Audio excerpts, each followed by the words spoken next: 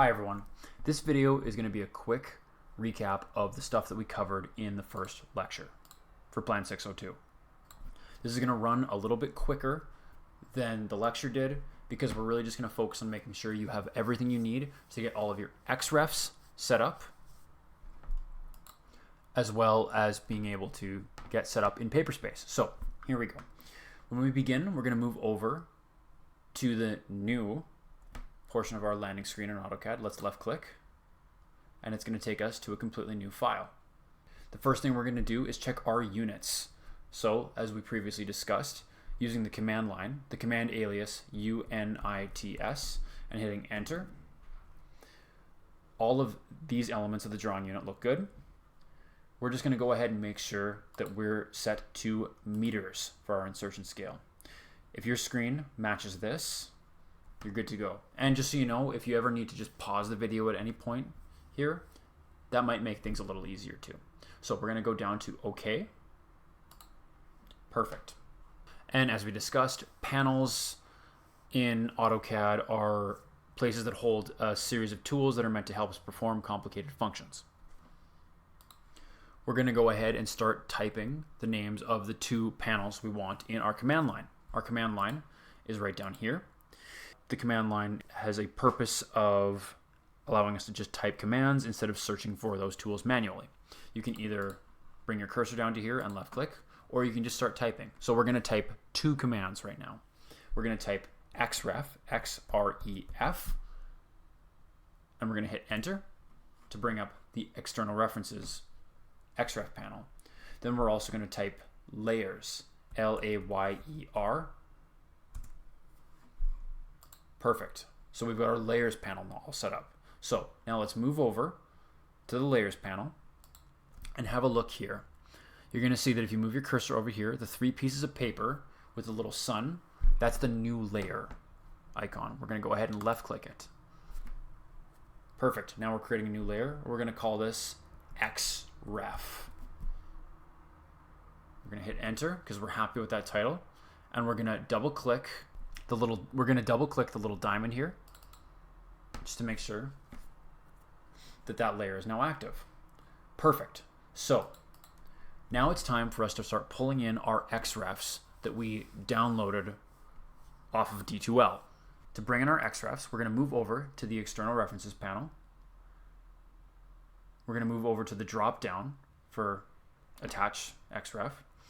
If you drop down, you're going to see you have the option to attach DWG, image, DWF, PDF, whatever you want. But for the moment, we're going to go ahead and attach DWG. So let's go ahead and left click. And then it's going to ask us to select our actual reference file. So I've gone ahead and gone to the folder where all of my materials from D2L are downloaded. You're going to go ahead and you're going to select the first one on the list. You're going to move down to open and select it.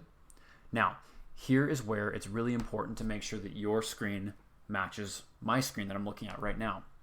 We're going to make sure our reference type is set to overlay and that scale and insertion point, neither one of them are checked because these files are already geolocated, so we don't want to mess with that at all. We're also going to make sure our path type is set to relative path, and if all that looks good, we're going to go ahead and hit OK.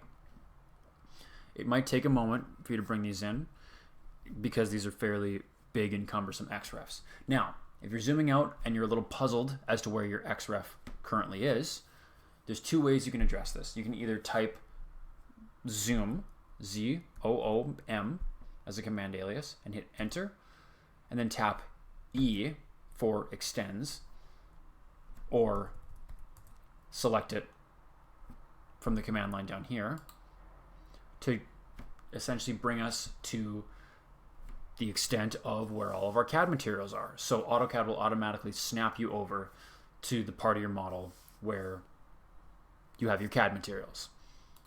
If you don't want to do it that way, you can also do a zoom extends by double tapping your middle scroll wheel. So just double tap and it'll automatically zoom extend to the extent of your CAD files and materials too. Now you're going to keep adding your XREF files in by just repeating the exact process we just went through. So we'll move up here once again to the XREF panel. We're going to left click the drop down and we're going to specify attach DWG. We will left click, and then we'll just pick the next one down the list. That'll be this one.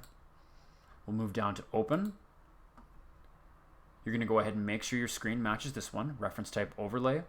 No adjustments to the scale or insertion point. Leave those both unchecked.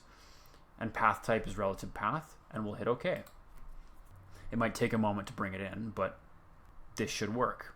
You're just going to continue to repeat this until you get all of your pieces of your XREF in that you want.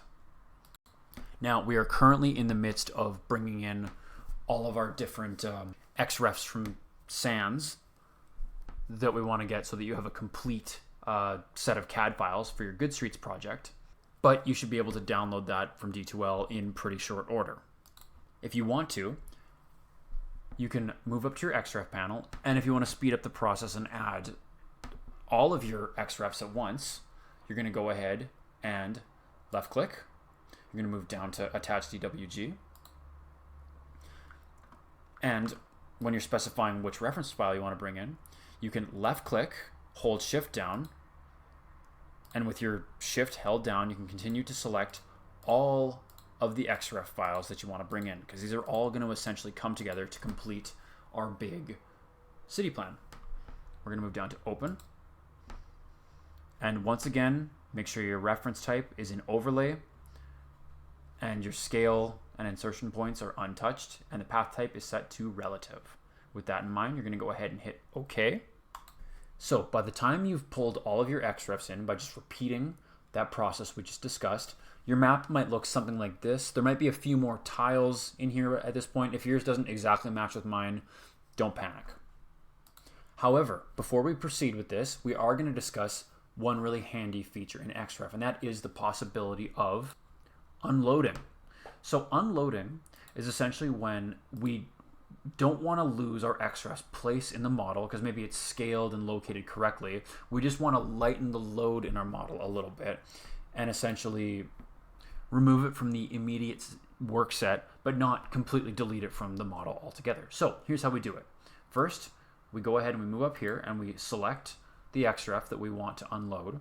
We're going to right click and we're going to move down to unload. We're not going to pick detach because then that blows it away entirely. We're going to move up to unload. We're going to left click. And just like that, it's still linked as an XREF, but it's just not going to be shown. So it's going to just be one less thing to slow us down as we're working, because this model is going to start getting very, very cumbersome with all of the XREFs included. And ultimately, as long as you know what street you're working with for Good Streets, you can essentially unload any unnecessary extra XREFs that are just weighing you down at this stage. So once more, I'll pick an XREF that maybe I don't need to show in Paperspace at this stage.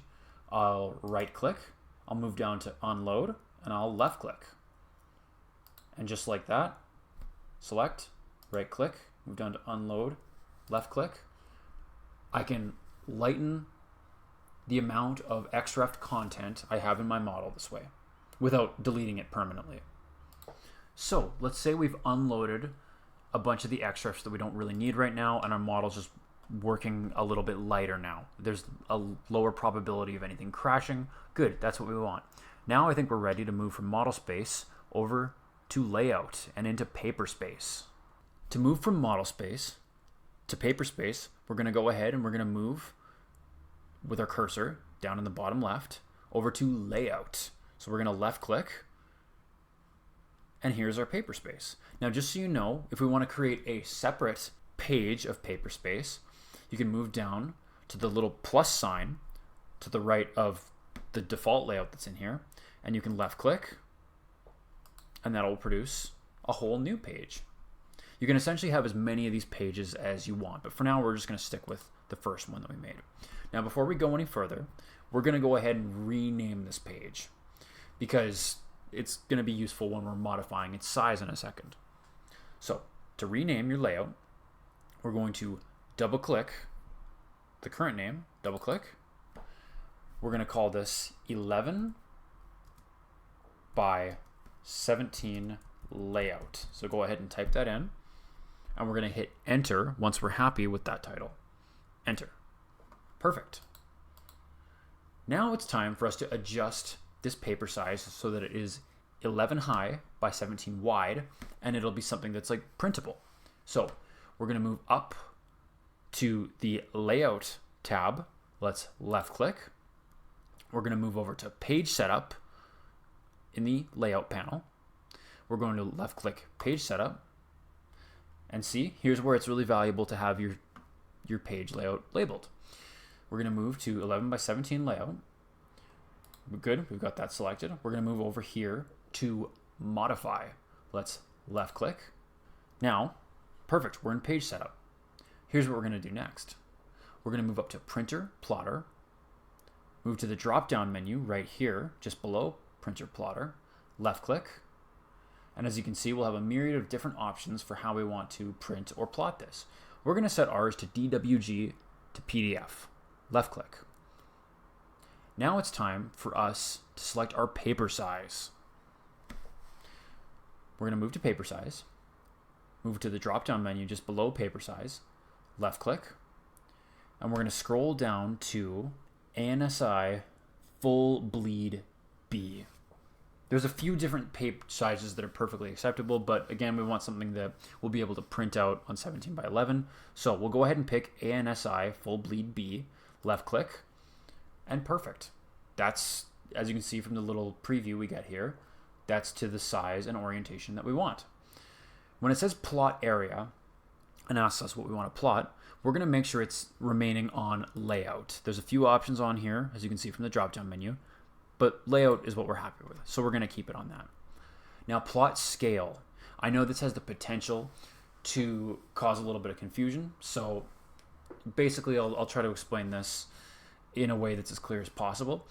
Because we're working in meters in our model space, and our CAD files we got from the city are in meters, we're going to make sure that the unit we're working in for our plot is not an imperial like it is if it was in inches, but rather in metric. So we're going to go to our drop-down menu, and we're going to move down to millimeters. Let's left-click millimeters. Great. And as you can see, that changed the units on our preview here too. We're going to make sure our units of millimeter is 1 millimeter is equal to 1 drawing unit, and the scale is 1:1. So if your page setup matches mine, you're ready to go. We'll move over to OK, left click, and we've successfully modified this. We can go ahead and hit close. Now let's say we want to adjust the scale of this viewport here. This is particularly important as the deliverables for assignment 1 do require some drawings at different scales. Let's go ahead and select this viewport. Let's left click around the viewport frame. And if we look down at the status bar down here, we can see we get this really strange number here. That's the scale that this viewport is currently at. And as you can see, it's a crazy random number. That's not really helpful for us. We're going to change that. So let's move over to the drop-down menu right here. We're going to hit left click, and then we're going to look around at the different scales. Okay, now let's say that none of these scales are the ones we want. Not a problem. I'm going to show you how to craft a new scale. Here's how we're going to do it. We're going to move down this list all the way down to custom. We will left click custom, and all of the current drawing scales that are in this default package are going to appear to us. Now let's say that we want to scale something 1 to 500. Now what that is going to mean is that the thing in real life is going to be 500 times bigger than the thing that we're showing in scale. Here's how we do it. We're going to go to add. We're going to title this new scale that we want to design this viewport to be at. So we'll title it 1 to 500. And that naming convention will apply to any of these that we work on. Now, here's where I know this could get a little bit confusing. Our page layout is in millimeters, as we just saw, but our units in the actual drawing in model space are in meters. So what that means is that 1,000 units of millimeter are going to be equal to 1 meter of drawing unit. So when we set this as 1 to 500, we're not going to set this as 1 paper unit being equal to 500 drawing units. we're going to set this as 1,000 paper units are going to be equal to 500 drawing units. And if you need an easy way to remember this, as I know this is a little bit tricky, just remember that when you're creating your scale properties, instead of showing this, if you have it at 1 to any size, you're instead just going to show it at 1,000 to whatever that size is. So if it's 1 to 250 scale that you're trying to make, just like this, you're just going to show it at a scale property of 1,000 paper units to 250 units.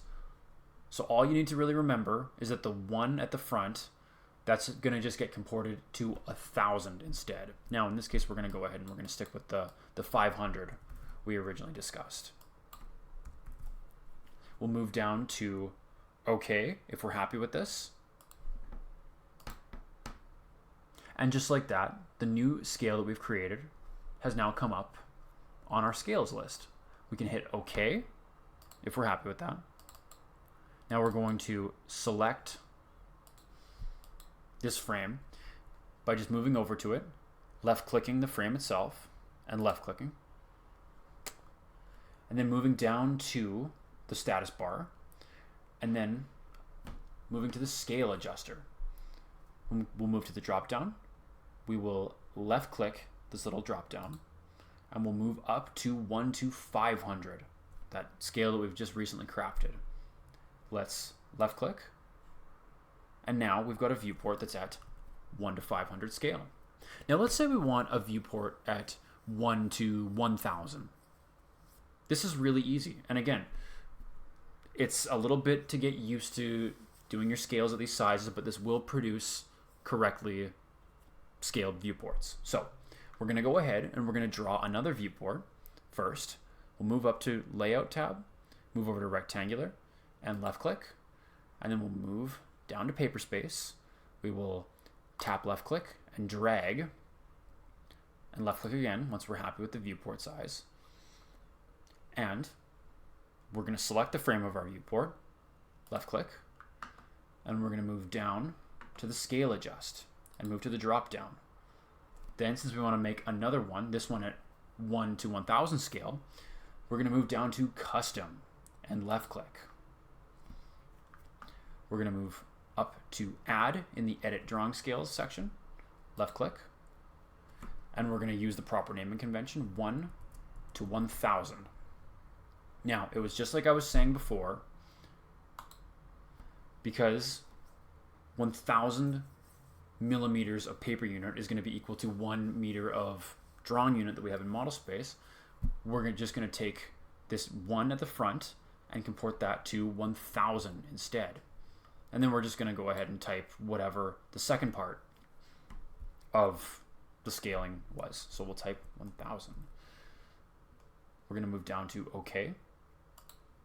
And we've got 1 to 1,000 now in there. We'll move down to OK once again, now that we've created that scale size that we like. OK. And now we're going to adjust this viewport so that it is at that 1 to 1,000 size that we just crafted. So let's left click the viewport.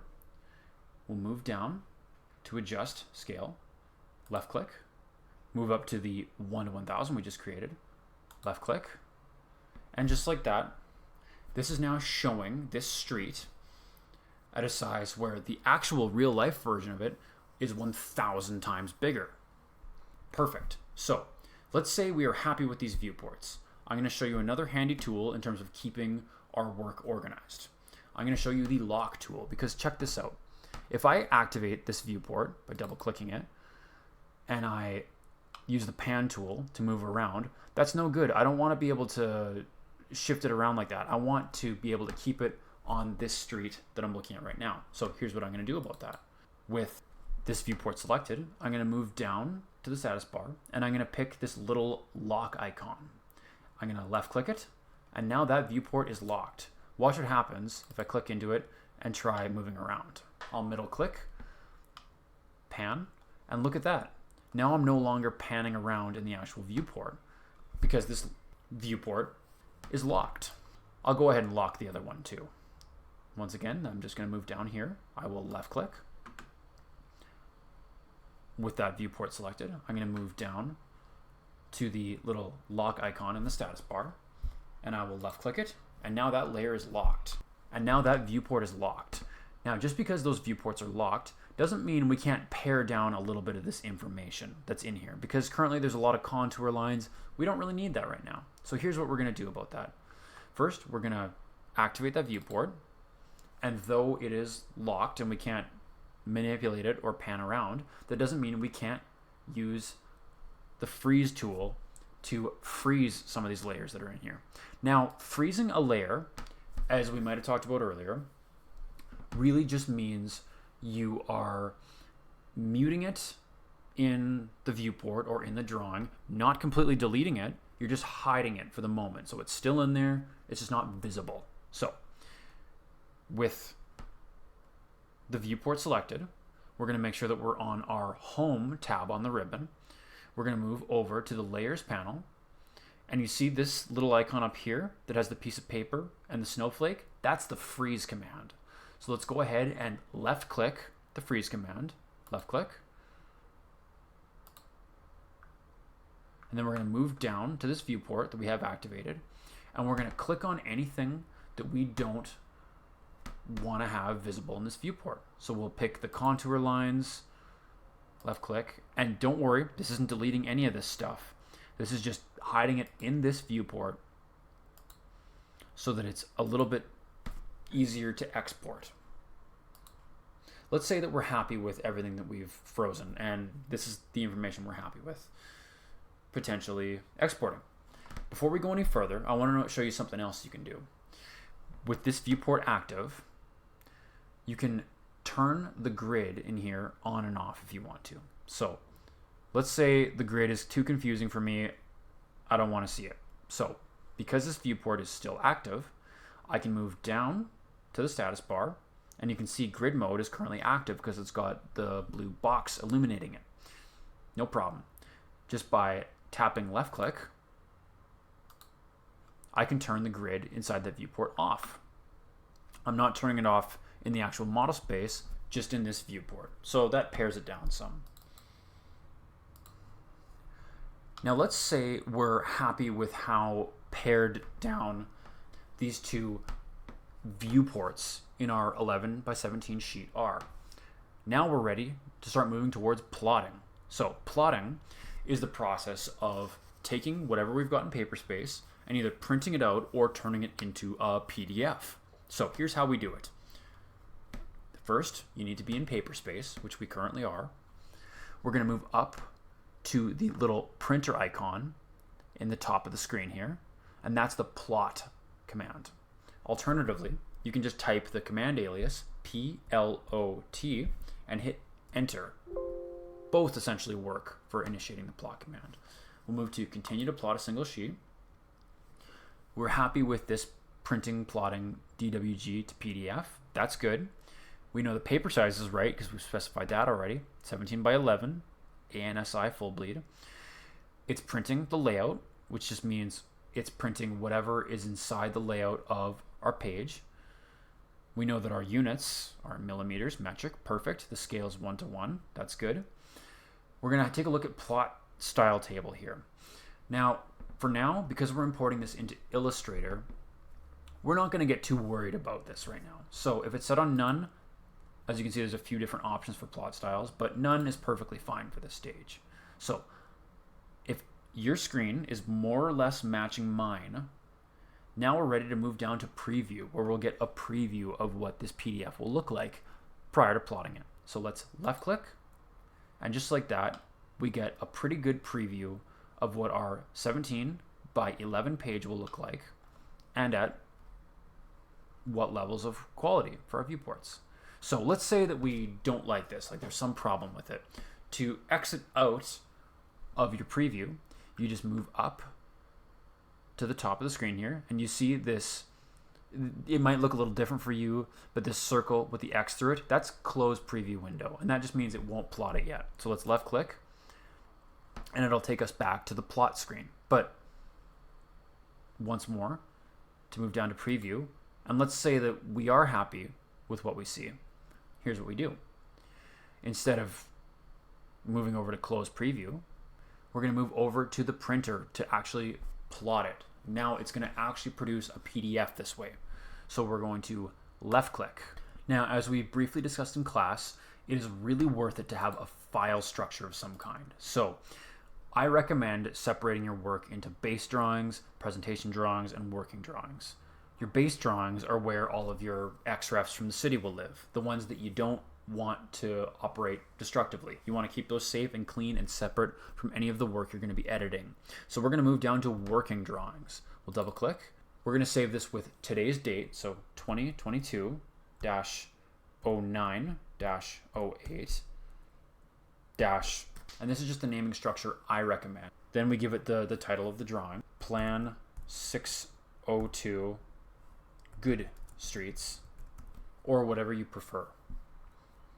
Now this way, you're just going to find that it is way easier to keep track of your different files, and you're not saving it as something random that will save you some time now, but ultimately cause you stress later when you're looking for it and you can't remember what you called it or what the different files were. So if we're happy with our naming, we're going to move down to save.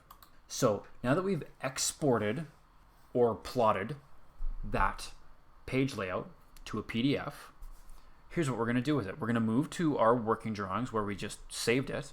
We're going to left click. We're going to right click. And we're going to move down to open with, and we're going to open this with Illustrator.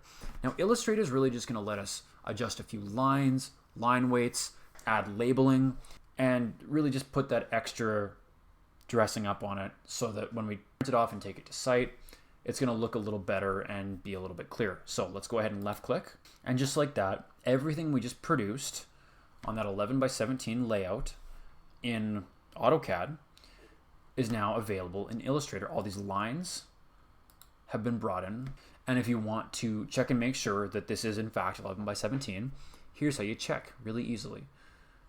Once you're in Illustrator, you're going to move up to the top of the screen where, as you can see, there's a number of tabs here as well. You're going to left click the Window tab. You're going to scroll down to Document Info on the Window tab drop down. Let's left click. And as you can see right here, I know it's a little bit small to make out, but 17 inches by 11 inches, perfect. That's exactly the right size. That means that when we save this document as a PDF, it's going to be to exactly the right size, and you can print it at full size and take it to site with you.